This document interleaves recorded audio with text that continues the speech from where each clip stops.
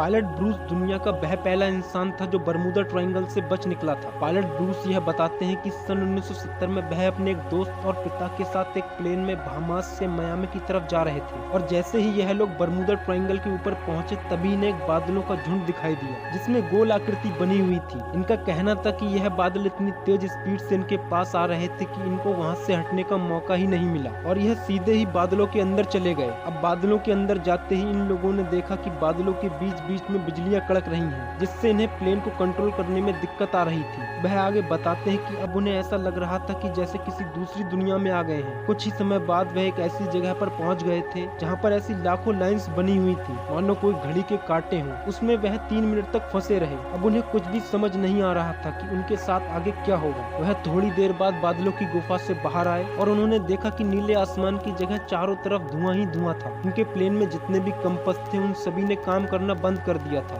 लेकिन वह बताते हैं कि किस्मत से इनका संपर्क रेडियो स्टेशन से हुआ और उन्होंने कहा कि वह इनको वापस आने का रास्ता बताएं। लेकिन रेडियो स्टेशन वालों ने बताया कि पायलट ब्रूस का प्लेन रडार में ही नहीं दिख रहा था। फिर कुछ ही समय बाद धीरे धीरे आसमान का धुआं कम हुआ और इनका प्लेन दिखने लगा। और हैरानी की बात तो यह थी कि जिस रडार से वह लोग बाहर आए उनकी तब रफ्तार तकरीबन 3000 किलोमीटर थी जो बिल्कुल असंभव थी क्योंकि दुनिया का सबसे तेज उड़ने वाले फाइटर प्लेन की स्पीड भी इतनी तेज नहीं होती है। लेकिन सभी मुश्किलों को पार करके यह लोग प्लेन को लैंड करा लेते हैं और लैंड होते ही पायलट ब्रूस एकदम चौंक जाते हैं क्योंकि इतनी देर बाद भी प्लेन का सिर्फ आधा फ्यूल ही खर्च हुआ होता है जो कि हैरान करने वाली बात थी। जिसके चलते कुछ वैज्ञानिकों का कहना है कि ब्रूस के प्लेन ने टाइम ट्रेवल किया है और वह लोग एक अलग डायमेंशन में चले गए थे। फिलहाल आप हमें बताइए क्या आपको टाइम ट्रेवल और दूसरी दुनिया पर यकीन है या नहीं, और ऐसी ही और वीडियोस के लिए हमारे साथ जुड़ जाइए।